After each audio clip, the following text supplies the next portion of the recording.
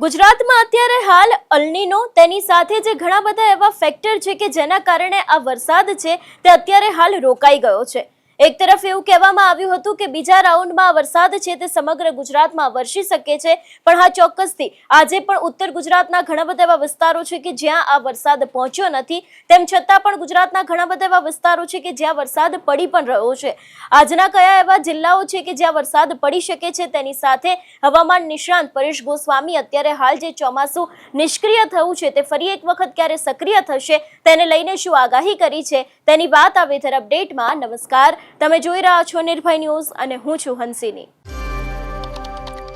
વાત કરવામાં આવે ગુજરાતની, આમ તો દક્ષિણ ગુજરાતની અંદર અત્યારે હાલ ચોમાસાએ દસ્તક દઈ દીધી છે। ધીરે ધીરે આજ ચોમાસું આગળ વધી રહ્યું છે, પણ અલ્નીનોને કારણે જે પવન ફૂંકાવા જોઈએ તે પવન ફૂંકાતા નથી ને આને જ કારણે અત્યારે હાલ ચોમાસું ધીરું પડ્યું છે। સૌથી પહેલા તો આજે કયા વિસ્તારમાં વરસાદ પડી શકે છે તે સમજી લઈએ વિંડીના માધ્યમથી। લગભગ સમય અત્યારે હાલ 12 વાગ્યાની આસપાસનો થયો છે। સૌથી પહેલા સૌરાષ્ટ્રથી સમજવાનો પ્રયત્ન કરીએ। અત્યારે હાલ જામનગર, ખંભાળિયા છે, એ બાદ ઉપલેટા, જુનાગઢ, જેતપુર છે, અહીં ક્યાંક છૂટોછવાયો વરસાદ પડી શકે છે। એ બાદ વાત કરવામાં આવે રાજકોટમાં વરસાદ જોવા મળી રહ્યો છે, અમરેલી છે, રાજુલા છે, મહુવા છે, પાલિતાણા છે, ભાવનગર છે, અહીં પણ ક્યાંક વરસાદ પડી શકે છે એવી શક્યતાઓ વિંડીના માધ્યમથી જોઈ શકાય છે। એ બાદ વાત કરવામાં આવે મધ્ય ગુજરાતની, મધ્ય ગુજરાતનું જે રીતનું વાતાવરણ રહ્યું છે, આમ તો અમદાવાદમાં છેલ્લા ઘણા સમયથી કોઈ વરસાદ નથી જોવા મળતો, પણ હા ચોક્કસથી વિંડીના માધ્યમથી એવું જોઈ શકાય છે કે હવે મધ્ય ગુજરાત ની અંદર પણ ક્યાંક આગામી સમયમાં વરસાદ પડી શકે છે એવી શક્યતા છે। મધ્ય ગુજરાતની અંદર ખાસ કરીને અમદાવાદ છે, વિરમગામની આસપાસના જે વિસ્તારો છે, નડિયાદ છે, ત્યાં ક્યાંક વરસાદ પડી શકે છે। એ બાદ વાત કરવામાં આવે દક્ષિણ ગુજરાતની અંદર, તો દક્ષિણ ગુજરાતમાં આમ તો છેલ્લા ઘણા સમયથી વરસાદ છે તે જોવા મળી રહ્યો છે અને આ જ વરસાદ હજી પણ ક્યાંક વધારે પડી શકે છે, જેમાં સુરત છે, નવસારી છે, વલસાડ છે, વાપી છે, એ દરેક વિસ્તારમાં ક્યાંક વરસાદ પડી શકે છે એવી શક્યતા છે। હવે સમજી લઈએ કે 3 થી 4 વાગ્યાની આસપાસ એટલે કે જે સાંજનો સમય છે ત્યારે વાતાવરણ કેવું રહેવાનું છે। 5 વાગ્યાની આસપાસ જે રીતે જોઈ શકાય છે કે અત્યારે હાલ મધ્ય ગુજરાતની અંદર વરસાદ છે, એમાં ખાસ કરીને સુરેન્દ્રનગર છે, ધાંગધ્રા છે, વિરમગામ છે, અમદાવાદ છે, ગાંધીનગરની આસપાસના વિસ્તારોમાં એકદમ હળવોથી મધ્યમ વરસાદ પડી શકે છે એવી શક્યતા છે। મેં આગળ પણ કહ્યું એ રીતે કે અત્યારે હાલ જે રીતે સિસ્ટમ સક્રિય થઈ હતી, પણ અત્યારે હાલ ચોમાસું છે તે ખૂબ જ ધીરું ચાલી રહ્યું છે અને એને જે કારણે અત્યારે હાલ વરસાદ જે દેખાવો જોઈએ એટલો વરસાદ પડતો નથી અને બીજી તરફ આ વરસાદ છે તે જુલાઈ મહિનાની શરૂઆતમાં એટલે કે જે વરસાદનો નવો રાઉન્ડ આવી રહ્યો છે એની જ અંદર પડી શકે છે એવી શક્યતા છે। હવે સમજી લઈએ કે સાંજના સમયનું વાતાવરણ છે તે કેવું રહેવાનું છે। લગભગ 7 વાગ્યાની આસપાસના વાતાવરણની વાત કરવામાં આવે તો અત્યારે હાલ સુરત છે એટલે કે દક્ષિણ ગુજરાતનો આખો આ જે વિસ્તાર છે ત્યાં ક્યાંક ભારેથી અતિભારે વરસાદ પડી શકે છે એવી શક્યતાઓ વિંડીના માધ્યમથી જોઈ શકાય છે। સુરત છે, નવસારી છે, વલસાડ છે, વાપી છે, અહીં ક્યાંક વરસાદ પડી શકે છે। એ બાદ આખા ગુજરાતની અંદર ક્યાંય પણ વરસાદ નથી જોવા મળતો। સુરેન્દ્રનગરમાં હળવોથી મધ્યમ વરસાદ છે। વાત કરવામાં આવે કે જે દરિયાકાંઠાના વિસ્તારો છે એટલે કે વેરાવળ છે, કોડીનાર છે, અહીં પણ ક્યાંક હળવોથી મધ્યમ વરસાદ પડી શકે છે એવી શક્યતા આજના દિવસે સાંજ સુધીમાં જોવા મળી રહી છે। હવે થોડુંક આવતીકાલ માટે પણ સમજી લઈએ કે આવતીકાલનું વાતાવરણ કેવું રહેવાનું છે, કારણ કે જે રીતે અત્યારે હાલ ચોમાસું છે તે નિષ્ક્રિય થયું છે, પણ હવે ચોક્કસથી આ જ ચોમાસું આવતીકાલની આસપાસ એટલે કે જ્યારે હવે જુલાઈ મહિનાની શરૂઆત થવાની છે ત્યારે ફરી એક વખત આ ચોમાસું છે તે આવી શકે છે એવી શક્યતાઓ લાગી રહી છે। સવારે 10 વાગ્યાની આસપાસ હવે જ્યારે આ ચોમાસું છે તે વધારે સક્રિય થયું હોય, કારણ કે આવતીકાલથી વરસાદનો એક નવો રાઉન્ડ છે તે શરૂ થવાનો છે। એની જ અંદર વેરાવળ છે, કોડીનાર છે, ધારી છે, જુનાગઢ છે, ત્યાં ભારે વરસાદ પડી શકે છે।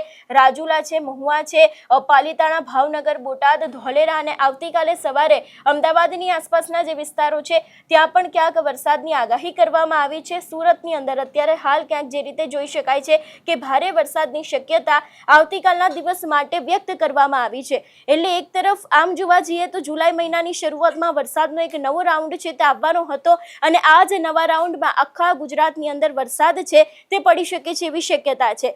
હવે સાંભળીએ કે હવામાન નિષ્ણાંત પરેશ ગોસ્વામી આ સમગ્ર મામલે શું આગાહી કરી છે।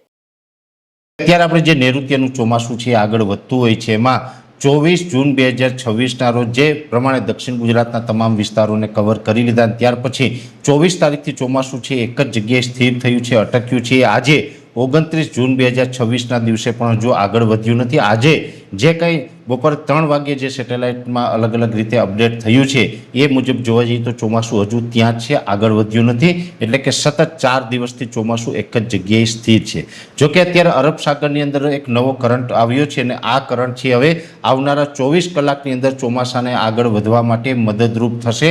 ફેવરેબલ વાતાવરણ બની રહ્યું છે, જેમાં ખાસ કરીને જોવા જઈએ તો આમ તો આપણે ઘણા સમયથી પવનની ઝડપ પણ નોર્મલ કરતાં વધારે હતી. પવનની ઝડપ પણ લગભગ હવે 24 થી 36 કલાકની અંદર ઘટે અને પવનની ઝડપ છે એ ઘટીને 12 થી 15 કિલોમીટર પ્રતિ કલાક થશે તેવી શક્યતાઓ છે. એટલે પવનની ઝડપ ઘટશે, અરબ સાગરની અંદર કરંટ આવી રહ્યો છે, જેથી ચોમાસું આગળ વધવાનું છે. જેથી કરીને આપણું જે અનુમાન છે કે 3 તારીખ સુધીમાં દક્ષિણ ગુજરાત અને સૌરાષ્ટ્રની અંદર સારા વરસાદ થઈ જશે અને જુલાઈના પ્રથમ અઠવાડિયાની અંદર ઓલ ઓવર ગુજરાતમાં સારા વરસાદ થઈ જશે. એ જ મુજબનું પરફોર્મન્સ જોવા મળે તેવી શક્યતાઓ છે. હવે અત્યારે જે ચોમાસું નિષ્ક્રિય થયું છે, આમ જોવા જઈએ તો પ્રશાંત મહાસાગરનું તાપમાન પણ ઉંચકાઈ રહ્યું છે, અલ નીનોની કન્ડિશન આપણે વર્તાઈ રહી છે અને એ પણ અત્યારે ચોમાસું આગળ વધી રહ્યું છે ત્યારે ઘણી વખત ચોમાસું છે બ્રેક થઈ રહ્યું છે. અત્યારે જે ચોમાસું રોકાયું છે પશ્ચિમ છેડો એટલે કે જે ગુજરાત તરફથી આગળ વધતું હતું એ તો ચોમાસું રોકાયું, પણ પૂર્વ ભાગ છે એ પણ છેલ્લા લાંબા સમયથી રોકાયેલો છે.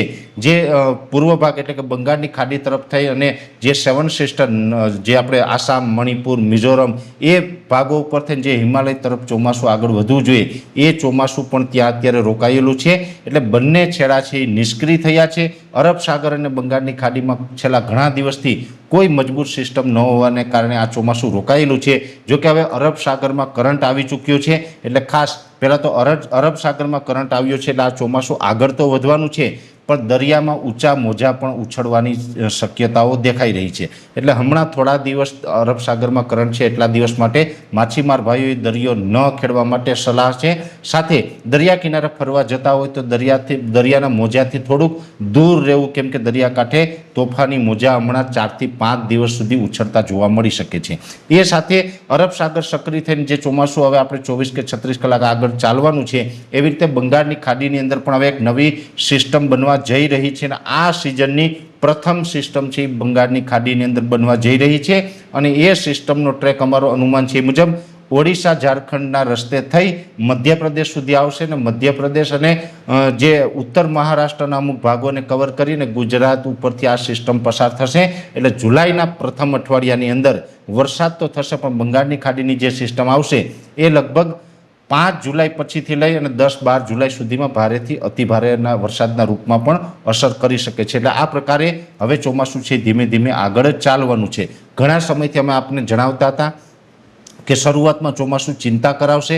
ખાસ કરીને 15 ઓગસ્ટ સુધી આપણે એમ લાગતું હશે ભલે વરસાદ પણ થયો પણ પાણીની વ્યવસ્થા નથી થઈ, ઓછો વરસાદ થયો. 15 ઓગસ્ટ પછીથી વર્ષનું ચિત્ર છે એ બદલાઈ જશે અને એ પ્રકારના વરસાદ રહેવાના છે. એટલે ચિંતા નહીં કરશો. અને એમાં પણ જે ખેડૂત ભાઈઓને જે વાવણી નથી થઈ, વરસાદ નથી થયો, ઓરવીને વાવેતર કરી દીધું ને બીજા પાણી માટે વરસાદની રાહ જોઈ રહ્યા હોય, આ તમામ ખેડૂતના ઇંતજારનો હવે અંત આવી રહ્યો છે. એટલે જે રીતે આપણે વિન્ડીના માધ્યમથી સમજ્યા કે આજે પણ ક્યાંક વરસાદ પડવાની શક્યતા છે, આવતીકાલે જે નવો રાઉન્ડ શરૂ થવાની છે એની અંદર પણ ક્યાંક વરસાદ પડી શકે છે આખા ગુજરાતની અંદર, એવી શક્યતાઓ લાગી રહી છે.